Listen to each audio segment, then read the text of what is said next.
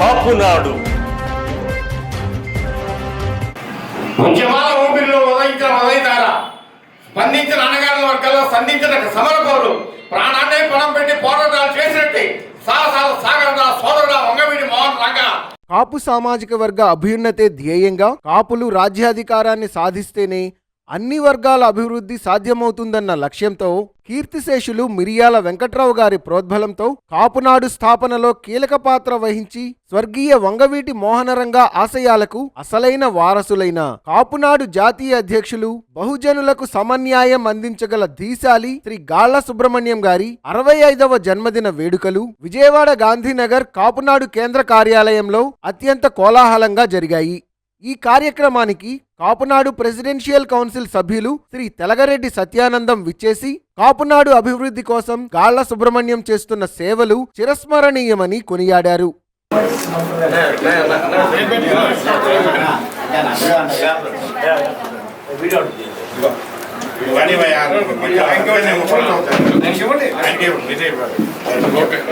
ఒకసారి చప్పట్లు ఓడిస్తే నేను సెలవు తీసుకుంటాను. దేశంలో ఏ ప్రత్యేకమైనటువంటి కుల సంఘం కానీ పోరాట చేస్తున్నటువంటి జాతీయ ఉద్యమ సంస్థ కానీ చేయని విధంగా ఆధార్ కార్డుతో సభ్యత్వం చేయడానికి అసెంబ్లీ నియోజకవర్గం అదేవిధంగా పార్లమెంట్ నియోజకవర్గం ద్వారా కొంతమందిని తయారు చేయడానికి ఒక విశిష్టమైనటువంటి కార్యక్రమానికి ఈరోజు శ్రీకారం చుట్టబడింది. గాళ్ల సుబ్రహ్మణ్యం గారి 65వ పుట్టినరోజు సందర్భంగా 18/1/2023 ఉదయం తొలిగా అఖిల భారత చిరంజీవి యువత మరియు మహిళా కాపునాడు ఆధ్వర్యంలో గాళ్ల సుబ్రహ్మణ్యం గారి జన్మదినోత్సవం సందర్భంగా కేక్ కట్ చేయించి వారి ఆశీర్వాదం తీసుకున్నారు.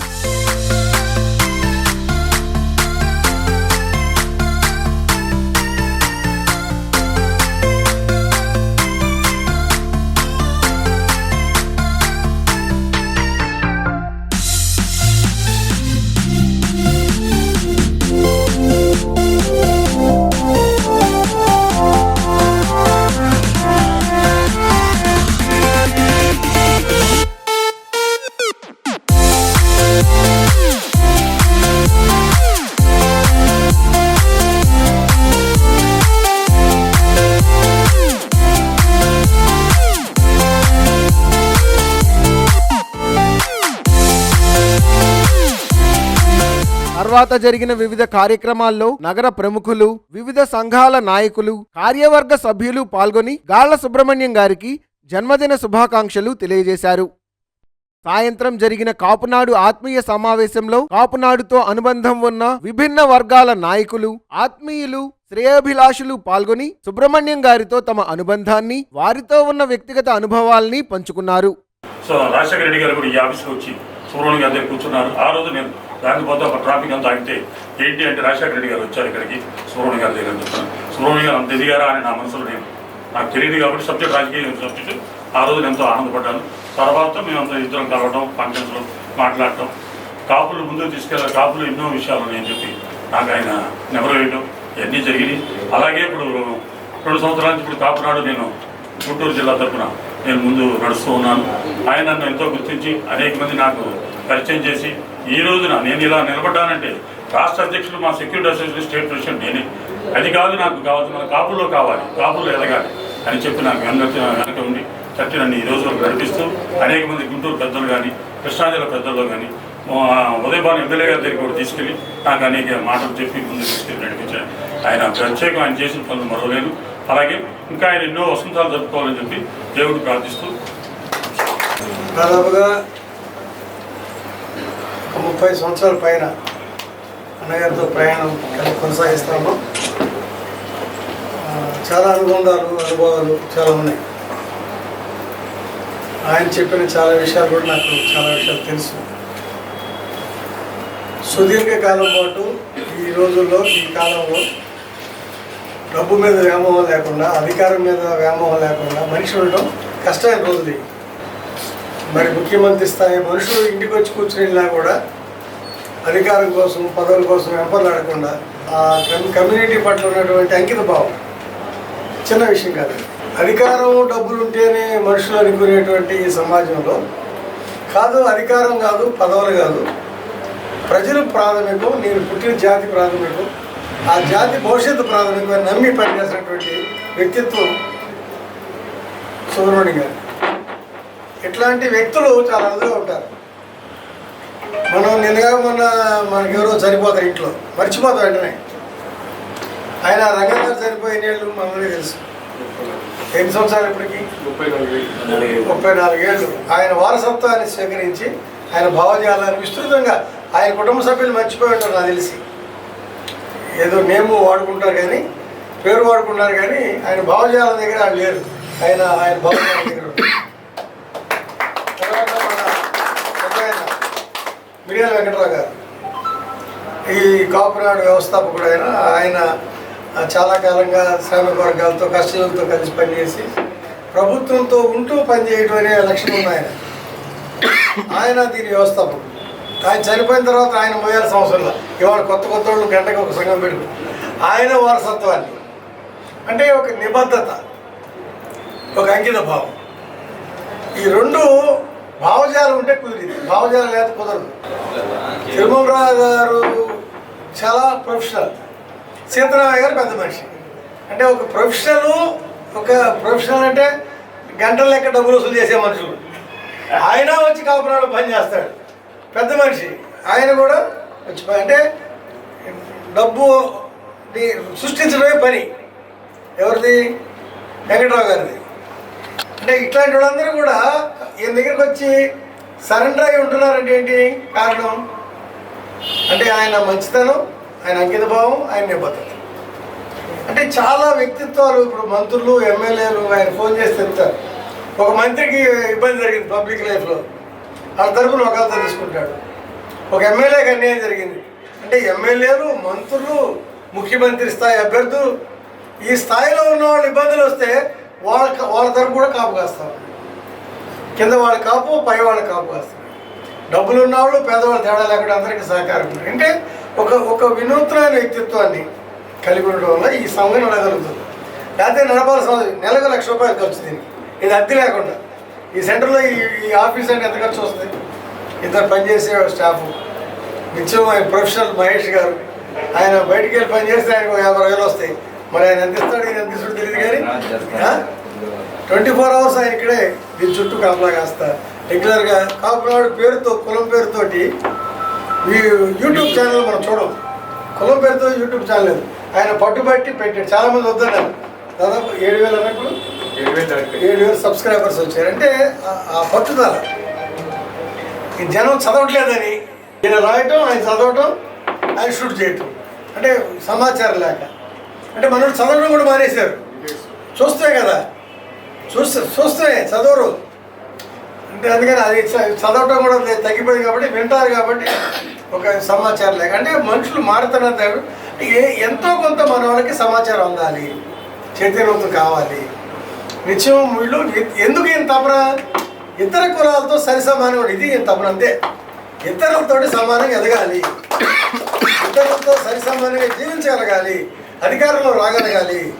కాపునాడు అనేది ఒక ఇక్కడ గ్యారేజ్ ఇలా పెట్టి ఆల్మోస్ట్ వాళ్ళు కాపునాడు గ్యారేజ్. కాకపోతే ఇక్కడ ఆ మోడల్ కాదు కానీ వేరే మోడల్. ఇక్కడ అందరినీ రిపేర్ చేసే పని. ఎంత మగోడైనా, ఎంత చిన్నవాడైనా ఈక్వల్గా ట్రీట్ చేసే స్వభావం ఉంది.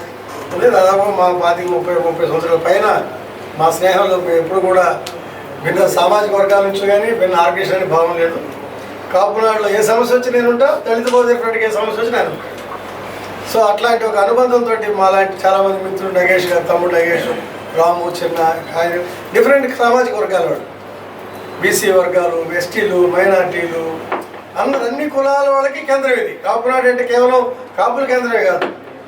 ఇట్లాంటి భావజాలం కలిగిన వాళ్ళందరినీ ఒక చోట విజయవాడ సెంటర్లో నేను నేర్పిస్తే వస్తే వదిలిపెట్టి ఊరికినే మరి వాళ్ళందరికీ టీ తాగారా, టిఫిన్ చేస్తారా, అందరిని గౌరవించి ఖర్చు అట్లా అందరినీ సంతోషపరిచి పంపించేటువంటి ఒక సంస్కృతి. అంటే కుటుంబ పెద్దలాగా, ఒక పెద్ద మనిషిలాగా ఇట్లాంటి ఒక భావజాలం. నిజానికి అందరికీ అన్నీ తెలుసు సుబ్రహ్మణ్యం గారి కోసం. కొత్తగా చెప్పాల్సింది ఏమీ లేదు నిజానికి. ఎందుకంటే ఆయన అందరూ వాడు, అందరిలో నేను ఉండాలనుకుంటాడు, అందరికంటే నేను ఉండాలని అనుకోలేదు. కాబట్టి అందరికీ ఆయన కోసం తెలుసు. పుట్టినరోజు శుభాకాంక్షలు సార్. వచ్చిన వెంటనే రంగనాయుడు గారు అని చెప్తారు, నాకు ఫుల్ టీ ఇప్పిస్తారు, అందరికి హాఫ్ టీ ఎందుకంటే అలా గుర్తుపెట్టుకుంటాడు ఆయన. అంటే వీళ్ళకి ఇది కావాలి, వీళ్ళ రిక్వైర్మెంట్ ఇది, వీళ్ళ మైండ్ ఇది అనేది. అంటే ఒక 20 టీ చెప్పినా ఒక ఫుల్ టీ గ్లాసులో కావాలని చెప్తాను. ప్రతి మనిషిని పర్సనల్ ప్రతి వాళ్ళు ఏమనుకుంటారంటే సుబ్రహ్మణ్యం గారు నా వాడు అనుకుంటారు. అలా మెటబాలిజం సెట్ చేస్తారు, అంత నాలెడ్జ్ వస్తుంది. సో ఆయనకి మనం కనెక్ట్ అవ్వడం కాదు, ఆయన చేస్తున్నటువంటి కార్యక్రమాలని మనవంతుగా మనం ఏం చేయాలనేది ఇక్కడ ఉన్న వాళ్ళందరూ కూడా ఆలోచించుకోవాల్సినటువంటి సందర్భం. మనకి ఎంత వీలైతే అంత సుబ్రహ్మణ్యం గారు చేస్తున్నటువంటి కార్యక్రమాలని మిగిలిన పబ్లిక్లో తీసుకెళ్ళడానికి, మిగిలిన వాళ్ళని సభ్యులుగా చేయడానికి మనవంతు మనం ప్రయత్నం చేద్దాం. ఈరోజు ఆయన పుట్టినరోజు సందర్భంగా ఈ రెజల్యూషన్ మనం తీసుకుని సుబ్రహ్మణ్యం గారికి మొదటిసారి పుట్టినరోజు శుభాకాంక్షలు. 25 సంవత్సరాలు, 26 అవ్వాలి, 27 అవ్వాలి, 100 దాటాలి. Thank you sir. అందరికీ మరొకసారి ధన్యవాదాలు చెప్తూ సుబ్రహ్మణ్యం గారికి ఆయన యొక్క సేవలని కాపు సమాజానికే కాకుండా మిగతా సమాజానికి కూడా ఆయన కొంత అందిస్తూ ఉన్నాడు. అంటే బహుజన రాజ్యం అనేటువంటిది మా అన్నగారైన కురువేణి కుమార్ గారి యొక్క ఆలోచనల విధానాలకి ఆయన ఆలోచనల విధానం సింక్ అయ్యి ఇద్దరు కూడా ఈ సమాజానికి సేవ అయితే ఖచ్చితంగా చేస్తున్నారు. నాకు పరిచయం ఒక 6-7 నెలల నుంచి ఉంది. మన నగేష్ అన్న చెప్పినట్టే మేము చాలా వాల్యుబుల్గా బయట మా మాట మా ఒక తోట లాగానే చెప్తాము, డబ్బులు తీసుకునే చెప్తాము. బట్ కాపునోడికి మాత్రం డబ్బులు తీసుకోకుండా చేస్తాం. అది అంటే అది credit total goes to Subrahmanyam గారు. నేను వచ్చి ఒక అరగంట అయింది. మేము పొగుడుకోవడం కాదు, మీరందరూ ఆయనకు ఉన్నటువంటి, నేను బయటకు వచ్చి ఏంటంటే చాలా ఆనందంగా ఉంది. ఎందుకంటే మీ అభిప్రాయాలు, మీరు చెప్పినటువంటి ఆయన మీదటువంటి గౌరవం, ఇవన్నీ కూడా వింటామంటే కమ్మగా ఉంది. మన తిరుమల ప్రకాశం పిలిచి అడిగాను, నేను ఇంకో అరగంట పిలిస్తే బాగుండేది. నేను ఈరోజు ఉదయం అఖిలభారత చిరంజీవి తరఫున సుబ్రహ్మణ్యం గారికి జన్మదిన వేడుకలు ఇక్కడ చేయడం జరిగింది. మరి వాళ్ళిద్దరు కుమారులు కూడా, ఒకళ్ళేమో హైదరాబాద్లో, ఒకరు అమెరికాలో ఉంటాం. వాళ్ళు అక్కడుండి ఈ రోజున వాళ్ళ నాన్నగారికి అభినందనలు తెలియజేయలేకపోయిన ఫీలింగ్లో ఉంటారని వాళ్ళ ఉదయమే మా అభిమానులందరం కూడా వచ్చి చిరంజీవి గారికి, మా సుబ్రహ్మణ్యం గారికి చిరంజీవి తరఫున ఈ రోజున జన్మదిన శుభాకాంక్షలు తెలియడం జరిగింది. నువ్వు ఇక్కడ కూర్చో, నువ్వు వెళ్ళదని చెప్పేసి కూర్చో, అట్లాగా చాలా ప్రేమగా ఒక ఇంట్లో మనిషిలాగా కూర్చోబెట్టుకుని అనేక విషయాలు నేర్పించి చాలా జ్ఞానాన్ని ఆయన ద్వారా నేను పొందగలిగాను. దానికి నేను మీకు ప్రత్యేకమైనటువంటి ధన్యవాదాలు తెలియజేసుకుంటున్నాను సార్. ఇంకా మీ నుంచి చాలా నేర్చుకోవాలి, మిమ్మల్ని మేము ఆదర్శంగా తీసుకోవాలి. మీ యొక్క ప్రోత్సాహం, మీ యొక్క ధైర్యం, మీ యొక్క సపోర్ట్తో ఇంకా మేము ముందుకెళ్తాము. అదేవిధంగా ఈ బహుజన రాజ్యాధికార సాధన కోసం మీరు ఒక ప్రధానమైనటువంటి పిల్లర్గా ఉండాలని చెప్పేసి మా వెన్నయ్య కుమారానికి ఎప్పుడు మీరు వెన్నుముక్కలాగా, ఒక మంచి ధైర్యంగా, ఒక పెద్ద పిల్లర్ లాగా ఉండాలని మనందరం కలిసి ఒక బహుజన రాజ్యాధికార సాధనలోనూ ఆ భావజాలాన్ని ఈ సమాజంలో బలపరచడం కోసం పనిచేయడానికి మేము పూర్తిగా సహకరిస్తామని, మీరు చేసినటువంటి ముఖ్యంగా దళిత బహుజన ఫ్రంట్ నిర్మాణంలో కానీ, దళిత బహుజన ఫ్రంట్కి సంబంధించినటువంటి అనేక విషయాలు కమిటీల్లో కానీ, కార్యక్రమాల్లో కానీ, విజయవాడలో జరిగే ప్రతి కార్యక్రమానికి మా దళిత బహుజన ఫ్రంట్కి కానీ, వినయ్ కుమార్ అన్నకి కానీ, భాగ్యరావు అన్నకి కానీ మీరు ఉన్నారనేటటువంటి ఒక ధైర్యము, భరోసాతోనే మేము ఈ కృష్ణా జిల్లాలో ఎంత బలంగా దళిత బహుజన ఉద్యమాన్ని నడపగలిగాము. దానికి మీకు ప్రత్యేకమైన ధన్యవాదాలు తెలియజేసుకుంటూ మరొకసారి జన్మదిన శుభాకాంక్షలు. ఈ కాపునాడులో నా ప్రయాణం గత సంవత్సరం మే నుంచి మొదలైందండి. అంతకుముందు కుల సంఘాల గురించి కానీ, కులాల గురించి కానీ, అసలు ఇంతకీ నేనే కులం అనే దాన్ని కానీ పర్టికులర్గా లేదు. ఇక్కడ కులం రాలేదు, ఒక సామాజిక వర్గం వచ్చింది. సామాజిక వర్గంతో ముందుకడుగులు వేయాలి అని ఎంతో స్ఫూర్తినిచ్చిన మా గాల సుబ్రహ్మణ్యం గారికి, సార్ నేను ఉంటాను ఒకటే అన్నారు జాయిన్ అయ్యేటప్పుడు. ఎంత ఏంటి అన్ని వినయ్ కుమార్ గారు అన్నట్టు అవి మాట్లాడలేదు. ఎంతైనా అవనివ్వండి, మా గాల సుబ్రహ్మణ్యం గారు మేము వదులుకుంటామా అన్న మాట నేను చెప్పాను స్టార్టింగ్లో. అదే మాట మీద నిలబడి నేను ప్రయాణం చేస్తున్నాను. ఈ అవకాశం ఇచ్చిన నాకు, ఇంతటి అవకాశం ఇచ్చిన సుబ్రహ్మణ్యం గారికి మరోసారి సభాముఖంగా అభినందనలు తెలియజేసుకుంటాను, నా కృతజ్ఞతలు తెలియజేసుకుంటున్నాను. Thank you sir, thank you very much. చాలా కాలంగా ఆయన దగ్గరగా చేస్తాను. వచ్చిన వాళ్ళందరినీ ఆయన ఎలా బొట్లేస్తారో ఒక మాట చెప్పాలి. ఆయన బుట్టలో వేరండి. యాక్చువల్గా ఏంటంటే ప్రతి ఒక్కళ్ళు ఓపెన్ మైండెడ్ లో వస్తారు. ఏదో ఒకటి మైండ్ లో పెట్టుకొని వచ్చినా ఆయనతో మాట్లాడాక ఓపెన్ అవ్వక తప్పదు, ఇంకో చాయిస్ లేదు. ఇక్కడ ఎలా ఉంటుంది, ఇప్పుడు మీరు ఎన్ని మైండ్ లో పెట్టుకొని వచ్చినా ఆయన ఓపెన్ మైండెడ్ మీరు పడిపోవాలి తప్ప ఆయన ఏం చేయవలసింది. అది నా మాట. ఈరోజు మా అబ్బాయి గాళ్ళ సుబ్రహ్మణ్యం గారు పుట్టినరోజు సందర్భంగా ఇంతమంది స్నేహితుల ముందు వారి యొక్క గుణగణాలని ఇంతమంది జర్నలిస్టులు, రాజకీయ నాయకులు అందరూ చెప్పిన తర్వాత ఇంకా నేను చెప్పేది ఏముంటుంది. అయినా 2 ముక్కలు చెప్పాల్సిన బాధ్యత ఉంది పెద్దవాడిగా కాబట్టి. ఇవాళ సంపాదించుకోవాలంటే ఈయన కోటీశ్వరుడు. ఈనాటికి తను వాళ్ళిద్దరు మా అబ్బాయిలు సంపాదించిన డబ్బులు తీసుకొచ్చి ఇక్కడ పెట్టి ఖర్చు పెట్టడమే కానీ ఇందాక సోదరుడు చెప్పినట్టు ఎక్కడి నుంచి రూపాయి రాదు ఆయనకి. ఎవరిస్తారు రూపాయి? కాపునాడంటే కొన్ని పత్రికలు కూడా యాంటీగా రాసినవి ఉన్నాయి. పేర్లు అయితే నేను చెప్పను, ఎందుకంటే కాపులు ఎదగకూడదు. రంగా గారు కాపునాడు పెట్టారు. కాపుల డాష్ మీద ఎవరున్నారు? కాపులు కాదు, దళితులు, మైనార్టీలు, ఎస్టీ ఎస్సీలు ఆ డాష్ మీద ఉన్నారు. ఆనాడు పెద్ద వర్షం పడింది. ఒక ఆయనేమో 25 అంటాడు, ఒక ఆయనేమో 65 అంటాడు. రకరకాలుగా ఎవరి ఇష్టానుసారం మాట్లాడారు.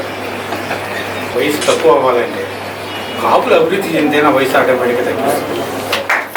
ఆ పరిస్థితి క్రియేట్ చేయాలని చెప్పి మిమ్మల్ని అందరినీ రిక్వెస్ట్ చేస్తాను. అలాగే నా పక్కన పెద్ద ఆయన గంగాధర గారు నా స్నేహితుడు, నేను అందరూ సంబోధించాను. నిజంగా మా నాన్న స్నేహితుడు ఆయన. కానీ చిన్నప్పటి నుంచి ఆయన కళ్ళ ముందు పెరిగినాడు. ఆయనకి పని పాట లేకపోయినా, ఇక్కడేం లేకపోయినా వారాకో 10 రోజులకు ఒకసారి వచ్చి నన్ను చూసుకొని వెళ్తాను. అంటే నాలో మా నాన్న చూస్తున్నాడనే ఒక ఫీలింగ్ నాకు ఉంటుంది. నాకు కూడా మా స్నేహితుడు ఏంటంటే ఒక ఆనందం కూడా ఉంది. అలాగే నాకు ఈ స్థితిలో ఉండడానికి ప్రధానమైన కారకులు ఏంటంటే కాపునాడులో పనిచేయటమంటే ఒక కత్తిమైన సాగుతో పనిచేయాలి, ఎన్నో ఆటుపోట్లు. ఆ పరిస్థితుల నుంచి బయటపడడానికి దానికి కేవలం ఒకే ఒకటి కారణం కోరి వినయ్ కుమార్. ఎందుకంటే నాకు మానసికంగా బాధ కలుగుతుంది. దాన్ని వింటి వినయ్ కుమార్కి ఫోన్ చేసి అర్ధరాత్రి 10 అయినా 11 అయినా ఇలా జరిగింది వినయ్ గారు అంటే ఆయన ఒకసారి మాటలు అలా కాదు, ఇలాగా ఈ రకంగా ఆలోచన, ఈ రకంగా అని కొన్ని మాటలు చెప్తాం. ఆ మాటలు ఇవాళకి నన్ను ఈ స్థాయికి తీసుకొచ్చిందంటే నాకున్న అతి కొద్ది మంది అత్యంత సన్నిహితులు వినయ్ కుమార్. ఆయన మాటల వల్లే ఈ స్థాయికి వచ్చారని చెప్పి నా ఫీల్. ఇక్కడ కుల సంఘం ఇంపార్టెన్స్ అనేది మనకి ఫస్ట్ తెలియాలి. ఏదో రవీంద్ర మమ్మల్ని తీసుకొచ్చాడు, మా వెంకటరావు తీసుకొచ్చాడు, మా గోపి ఇంతమంది తీసుకొచ్చాడు, ఇది కాదు కావాలి. కులం పట్ల మన బాధ్యత, మన ఇంపార్టెన్స్ ఏంటి, కులాన్ని ఎలా ఉపయోగించుకోవాలి. ఎంతోమంది మంత్రులు చూశాను, ముఖ్యమంత్రులు చూశాను, పేరు పెట్టి పిలిచే ముఖ్యమంత్రులను కూడా చూశాను. అలాంటి ముఖ్యమంత్రుల దగ్గర చూస్తున్న కూడా నాకు దీంట్లో ఉన్నంత ఆనందం ఇక్కడ కనపడాలి. ఇవాళ ఈ కాపునాడు అనేది ఒక ప్రపంచవ్యాప్తంగా జరుగుతున్న ఒక నెట్వర్క్లో ప్రధానమైన కేంద్రం విజయవాడ. దీంట్లో ఏంటంటే మనకి ఇక్కడ ప్రధానంగా కాపునాడు ఆలోచించేది 2 విషయాలు. మొదటగా ఎడ్యుకేషన్, పిల్లల భవిష్యత్తు. ఏ కులానికి కాపునాడు తక్కువ కాదు, ఎక్కువ తక్కువ కంటే మేము కూడా అన్ని కులాలతో సమానం అనేది స్థాయిలో చూడాలనే కోరిక. దాంతోపాటు నా ప్రయాణంలో నాతో పాటు బహుజనులు కూడా మనందరం కలిపి అధికార వర్గాలని మన పక్కన కూర్చోబెట్టుకొని ఇప్పుడు దాకా మీరు అనుభవించారు కాబట్టి మీకు వచ్చే పక్క తప్పుకొని మా పక్కకి రండి, మా కిందకి రండి అనే కోరాలని కోరిక నాది. అది 2024 తీర్చాలని అనుకుంటున్నాను. కమ్మారెడ్డి సామాజిక వర్గాన్ని కాకుండా మూడో వ్యక్తి ముఖ్యమంత్రి అవ్వడానికి చాలా దగ్గరదారులు కనబడుతుంది 2024 తర్వాత. కాబట్టి అది జరిగితే నిజంగా నా వయసు 25 అయిపోతుంది. ఇవాళ ప్రపంచవ్యాప్తంగా మనకి దాదాపు 60-70 దేశాల్లో ఒక నెట్వర్క్తో పనిచేస్తుంది కాకుండా. అలాగే అమెరికాలో ఆప్తా అనే ఒక అసోసియేషన్ ఉంది, అమెరికన్ ప్రోగ్రెస్ తెలుగు అసోసియేషన్. దాని గురించి ఎంతమందికి తెలుసు, అది చేసే పనులు ఎంతమందికి తెలుసు? ఇవాళ సంవత్సరానికి 5-6 కోట్ల రూపాయలు విద్యార్థులు ఎడ్యుకేషన్ కోసం ఖర్చు పెడుతున్నారు. ఒక్కొక్క జిల్లా 3 జిల్లాలు 4 జిల్లాలు కలిపి ₹1 కోటి చొప్పున ఖర్చు పెడుతున్నారు ఆంధ్రాలో.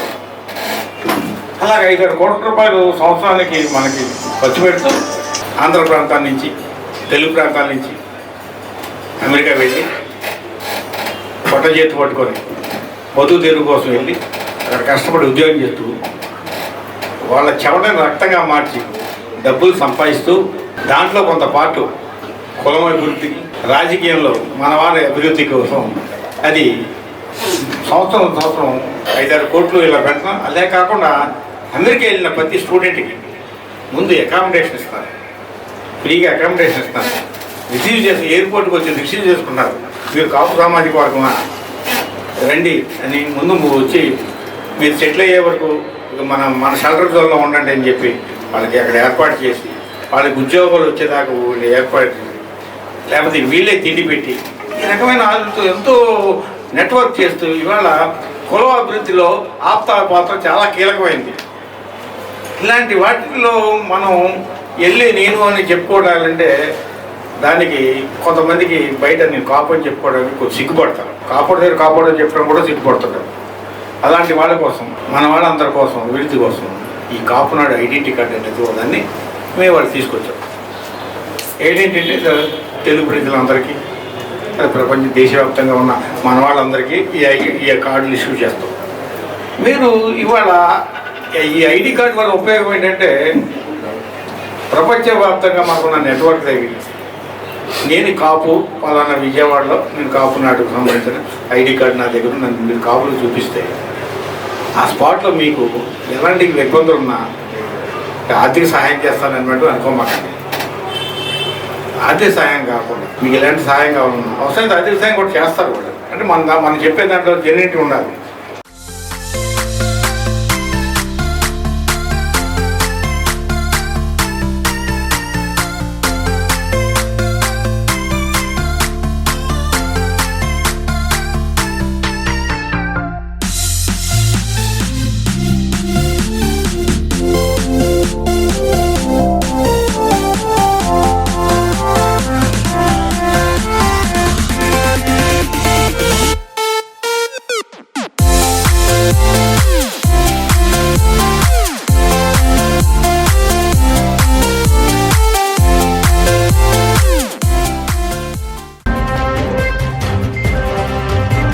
Please subscribe our channel.